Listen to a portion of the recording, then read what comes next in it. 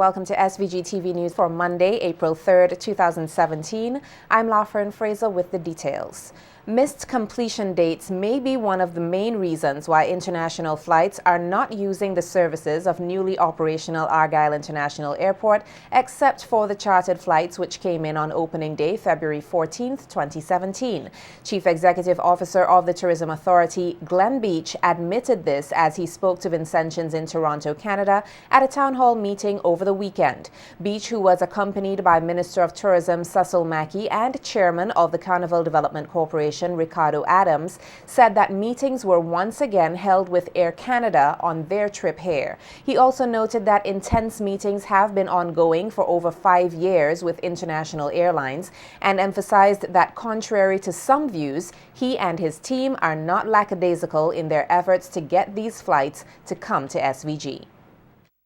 Met this afternoon at 1:30. We actually had a meeting with Air Canada, whose head office is right here in Montreal, to discuss the potential of having the direct flights into St. Vincent and the Grenadines. I think I need to start off by saying that we have been in talks with airlines all over the world for at least, and I say at least, the past 5 years. You name it, we have spoken to them. Today was not our first meeting with Air Canada. We met with WestJet, American Airlines, JetBlue, Sunwing, BA, Virgin, Caribbean Airlines, Air Berlin, Cooper. You name it, once you're willing to meet with us, we have met with you. So I want to put that out there to say it's not a lack of effort. The tourism CEO noted that missed dates in the completion of the air facility caused cancellation of the JetBlue and WestJet airlines in December 2016, where contracts were already signed. People have thought that we should have direct flights in immediately. I can tell you that in October of 2015, and we have missed some dates with regards to the opening of the airport in the past. In October 2015, we did have JetBlue and WestJet ready to come to St. Vincent and the Grenadines. In December of last year, we did have contracts signed with American Airlines ready to come into St. Vincent and the Grenadines. Unfortunately, we missed these dates. Construction is never easy, and no matter how small or how big a project is, I have never in my lifetime seen a construction project come in on time. Now that's not an excuse, but I'm saying we also have to understand how certain things happen. Those of you who have built houses, whether it's in St. Vincent and the Grenadines or in Canada, understand that. Meanwhile, Chairman of the Carnival Development Corporation, or the CDC, Ricardo Adams, says that they are carrying out keen marketing campaigns throughout the diaspora, and a concentration will also be placed on their websites. We have a responsibility now to get that message out, and therefore we're going to pay a lot of attention to our marketing. So some of the things that you will see differently, you will see CDC coming to Toronto and going to Montreal and going to New York and going to Barbados and going to Trinidad to personally invite people to come home for Vincimas. So that is one of the things that we're doing. We're doing a significant outreach to our diaspora to invite you guys to come home for Vincimas. The second thing that we're doing is we're going to be revamping our website. For those of you who know the website, over the years it has become a little static, and sometimes the information is not updated as quickly as it ought to be. And so therefore we're going to put information more quickly on the website. We're going to put more information, because posting the results of a show 2 weeks after the show has happened really is not a good benefit for the website. And now we're starting to compete with Facebook, we're starting to compete with Instagram. And if we don't do it, other people will be doing it, and then we'll be the ones playing catch up at the end. Newly re-elected president of the Public Service Union, or the PSU, Elroy Boucher, is calling on this nation's youth to get more involved in trade unionism. Identifying that recruitment is a key area which the PSU falls short in, Boucher appealed to young professionals to get more involved in the movement, noting that it will be of great benefit for the stability of their future. The public service is some 5,000 plus, and when you take out teachers and police officers, it is clear that we should have a greater number of public officers as members. And the reason why we took the initiative to have a youth rep sitting on the executive and a women's rep, because through the youth and the women we intend to look at recruitment and see if we can get more of the young persons to become members of the union, because young persons are basically saying there's no need for them to be in a union. But quite interestingly, a lot of the decisions that will be made today, pension reform, etc., are going to affect the young people in the future. The pension reform may not affect persons like myself, or persons who are retiring in the next 5 or 10 years, but it's going to affect those who are now coming in. So they need to, get involved and become members of the union, and also understand that really the only body that really looks out for workers are the trade unions, and that's a fact. Boucher said the issue of attracting young professionals to the trade union movement is not confined locally, but is also a challenge regionally, and steps need to be taken to address the issue. It's not only in St. Vincent, because I'm hearing the same cry from across the OECS and the wider Caribbean. The trade union leaders are saying young workers are not so engaged in the trade union movement. See, so we need to probably change our messaging, have different strategies. How do we reach young workers? And so it has become a focus, the use of the media, social media, talk radio. And currently we have embarked on a talk radio program on 705 every second and fourth Thursday. That is important. That's another avenue in which we are trying to reach our members. The newly elected PSU president further took the opportunity to outline some of the other difficulties that the PSU continues to experience. He, however, noted that the union is interested in productivity and is therefore prepared to work along with all stakeholders within the public service to bring about meaningful change. Since we represent our public officers, we have had difficulties with ministries, departments, being engaged with the union. And the union is here really, we are interested in productivity in the public service, quality jobs and all sort of stuff. So we are here to work along with the public officers, the departments, permanent secretaries, service commissions, to really achieve some of those goals. But there's a reluctance from some departments and ministries to engage. We have to find a way to change all of that. This is the 21st century. It's about dialogue. Everywhere you turn, you hear about dialogue, conversation, avoid conflict. You understand? And we really are trying to do that by seeking dialogue on a number of issues. We're not going to stand by and watch workers being treated anyway. And we have been quite aggressive in that regard. We will continue to do so. The full executive committee of the PSU reads Elroy Boucher, President; Leroy James, First Vice President; Javel Frank, Second Vice President; Philip Bailey, General Secretary; Elizabeth Williams, Assistant Secretary; Jillian Primus, Treasurer; Kenson King, Grievance Officer; Akeisha Henry, Young Workers Representative; and Desireen Thomas, Women's Representative. When Parliament meets on Thursday, the 5th Annual Report on Trafficking in Persons, or TIP, for the year ended December 31st, 2016, will be presented by Prime Minister and Minister of Finance, Dr. Ralph Gonsalves. 12 bills will receive their first readings, including the Finance and Occupational Health and Safety bills. There are 27 questions on the order paper for oral answers. Of these, Opposition Leader Dr. Godwin Friday will seek an answer from the Prime Minister on the status of the project to produce geothermal energy here in St. Vincent and the Grenadines and Vinlec's current role in the project. The opposition leader would also ask the Minister of Tourism and Culture the status of efforts to have international flights at Argyle International Airport, and in particular which international airlines will be operating here and which destinations they will serve. Thursday's parliamentary session is expected to begin at 10 a.m. Social activist Cecil Ryan is convinced that some roads in SVG are poorly designed and could be a contributing factor to vehicular accidents. Ryan's comments came on radio on Sunday, where he spoke on the recent vehicular accident in the Rathamil area, which claimed the life of Alvin Bacchus. Ryan cited his personal experience and further appealed to local engineers to go back to the drawing board in an effort to design proper road networks. The road construction, you notice the road should slope in the opposite direction, so it provides traction for any vehicle coming down there. But it's sloping in the wrong direction, and what adds to that is the fact that in this, more or less in the center of the corner on the left side, is a metal covering for one of the utilities. I don't know which one of them.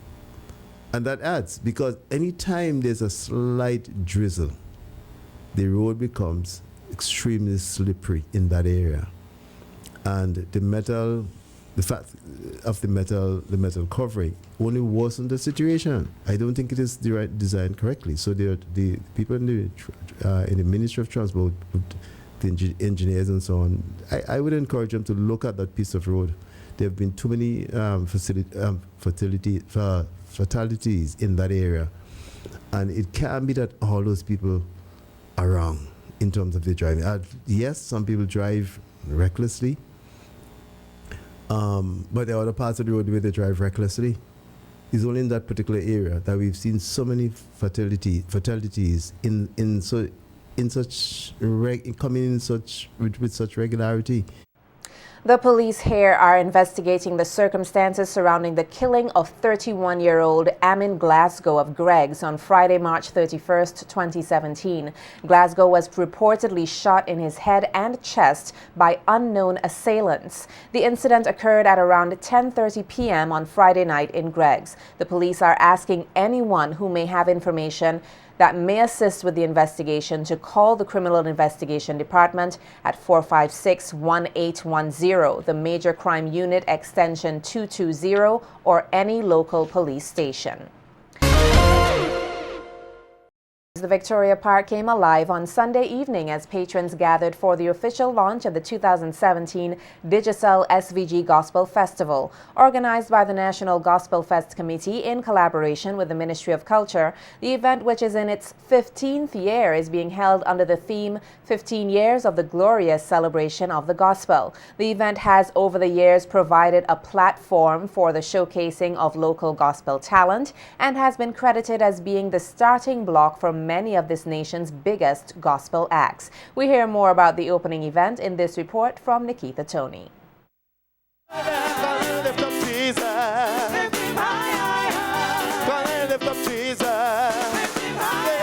It was a night of glorious celebration as the Gospel Fest Committee, in collaboration with the Ministry of Culture, launched the 2017 edition of this nation's premier gospel event, the Digicel SVG Gospel Fest. The festival, which is celebrating 15 years since its inception, primarily provides an avenue for the exposure of Vincentian gospel talent, whether in singing, dancing, drama, and ministry. In his remarks, coordinator of the festival in the Ministry of Culture, Michael Peters, urged persons to support the upcoming month of activities as they worship, praise, and celebrate the Lord and Savior Jesus Christ. Ending right back here on the 30th at Victoria Park. In between, on Friday evening, we had the Peace Memorial Hall for a glorious celebration of dance. On Sunday evening, we had the New Testament Church of God in Wilson Hill for a glorious celebration of praise featuring all of the top gospel bands in St. Vincent and the Grenadines. We got the zonal showcases, we got the Sing a New Song competition, we got drum praise, and a whole lot of other programs. The 15th anniversary. Officially opening this year's proceedings was Chairman of the Gospel Fest Committee, Pastor Fidel Taylor, who noted that throughout the 15 years of the festival, the committee has and continues to fulfill its mandate of promoting the gospel of Jesus Christ. Thanking his committee for their continued efforts and support, Taylor added that amidst numerous challenges, the festival continues to surpass expectations, especially in regards to exposing local talent. People would have given up if they can't see some kind of reward. But it's not about money. It's about doing something for our country. It is about doing something for our children. We believe that we are laying a good foundation for the next generation. And we have been continuing to ensure that we go into the churches and find those talents and unleash them year after year. Taylor took the opportunity to thank all past and present sponsors and participants as they have aided in lifting the standard of the festival. He further urged the entire Vincentian public to come out and support this year's festivities. God has been faithful. He has been coming through. And we want to thank God for being there for us. Be treated by some of the best voices, some of the best talents in St. Vincent and the Grenadines. And I encourage you to cheer them on, encourage them as we celebrate 15 glorious years of the gospel of Jesus Christ. I always say to the committee, let us not lose our focus. This festival must be about developing the people of St. Vincent and the Grenadines. Deemed as a 100% Vincentian showcase, last evening's event featured a number of renditions from outstanding and upcoming artists who emerged from the festival over the years, as well as guest performances from Vincentians Minister Kim Arthur of Canada and Charlene Samuel, who currently ministers in Trinidad.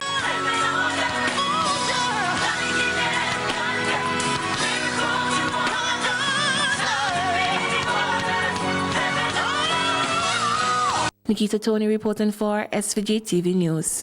Without the presence of public library services, a population would be naked to the vagaries of ignorance. That's the view of Minister of Education St. Clair Jimmy Prince as he spoke at the opening ceremony of activities to commemorate Library Week, as well as the celebration of 124 years of library services in SVG under the theme Public Libraries Delivering Knowledge Throughout SVG.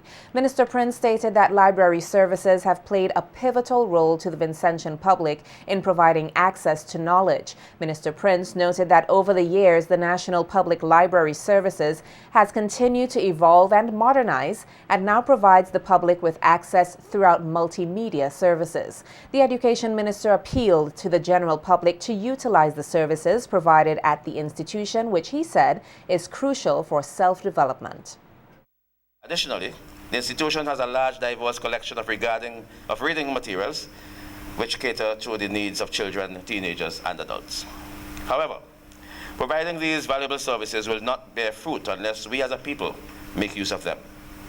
So I implore our residents, our citizens, to make full use of the valuable services being offered by this outstanding institution and utilize the information provided so that we can produce more knowledgeable citizens here in St. Vincent and the Grenadines. Library services in the 21st century must change, and it is changing. It is changing because we are accessing information through very unconventional ways. However, they remain very important to our existence. So we continue to encourage those people who support it, people who use it, people who work in it, to continue to ensure that the public library remains a part of our existence here in St. Vincent and the Grenadines. Also speaking at today's ceremony was Director of the National Library and Documentation Services, Michelle King Campbell, who said the activities are geared at highlighting the invaluable service provided by the institution to the public. Campbell said that the library services provides members of the public with opportunities for educational and recreational learning, and noted that the institution continues to improve their services as well as develop new ones in order to serve the public more effectively. It is through your eyes that we view ourselves. Your quest for more drives us to do more. It is our hope that our efforts to remain relevant in this never-ending technological revolution would encourage persons who left to return and persons who never came to visit. We are grateful for the support and patronage that we have received over the years from individuals and organizations. For that, we would like to say a heartfelt thank you. Our achievements are many, but there is still more to be accomplished. We welcome anyone who would like to partner with us to help deliver exceptional services to the citizens of St. Vincent and the Grenadines. Next year, we will celebrate 125 years of library service in St. Vincent and the Grenadines. This is a great feat for any institution, and one which we do not take lightly. Highlighting the need for specialized equipment to conduct research, Principal of the St. Vincent Grammar School, Curtis King, called on the business community to aid in boosting the capacity of the National Public Library, Archives and Documentation Center in this area. To access information from quite an earlier period, we are challenged where there are no written stuff in books or other, hard copies. You see, there is, forgive me for want of a better word, a machine that facilitates microfilming. So you could use that to get to the information. But that machine is so outdated, almost obsolete. And the time has come for a more advanced machine. And I'm making this plug because I feel bad as a Vincentian. Why is it that we can't have contribution from business houses to have a more advanced machine there to allow us to access such information which is so vital? As part of the celebration of 30 years of service to the Vincentian public, the Optimist International SVG joined in the celebration of Library Week with a donation of 2 units of outdoor seating. Speaking at the handing over ceremony today, President of the Optimist International SVG, Shannon Samuel, said the donation forms part of the organization's mission to educate, enable, and empower the youth of SVG. While congratulating the Public Libraries, Archives, and Documentation Center for their work, Samuel stated that it is hoped that the donation would encourage more persons to use the facilities at the library. Pleasure this morning to congratulate the National Public Library on their celebration of 124 years of service to St. Vincent and the Grenadines. We too, as Optimist International, are celebrating. We have not quite reached that milestone, but we are at 30 years celebration this year. And it is within these celebrations where we continue in our drive and our mission to educate, empower, and enable young adults to hand over these 2 units of benches to the National Public Library in these celebrations. Meanwhile, Director of the National Library Archives and Documentation Center, Michelle King-Campbell, thanked the Optimists for their donation and expressed hope in future collaboration which would improve library services here in SVG.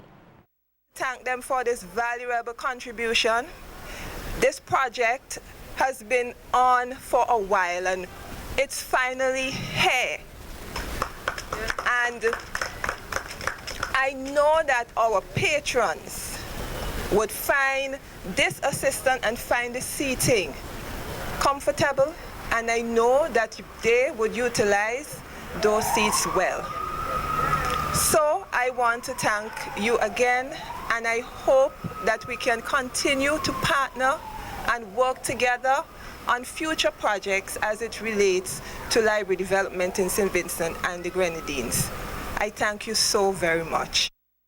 The Lions Club of St. Vincent South, in collaboration with the local forestry department and the Ministry of Agriculture, Forestry, Fisheries and Rural Transformation, will on Saturday, April 22nd, plant 100 trees at the Montreal watershed in observance of World Earth Day. The 100 species of trees will include the blue maho, galba and fiddlewood and will bring the total number of trees planted by the club in the last 5 years to 650. President of the Lions Club St. Vincent South, Lion Dr. Jose Davy, says that the benefits to be derived from such a project can never be truly valued because of its far-reaching impact on the environment. World Earth Day is now celebrated in more than 193 countries each year, and this year's theme, Environmental and Climate Literacy, calls for persons around the world to help to achieve the goal of planting 7.8 billion trees in preparation for Earth's Day countdown to its 50th anniversary in 2020.